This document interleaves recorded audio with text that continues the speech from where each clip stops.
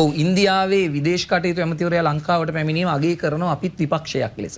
ඔය ඉන්දියාව ගැන ඔන්න ඔය විදියට හිතන්න පුරුදු වෙච්ච එක තමයි මේ රට ලැබපු විශාලම ජයග්‍රහණයේ දේශපාලන පක්ෂයක් ලෙස මේ අය.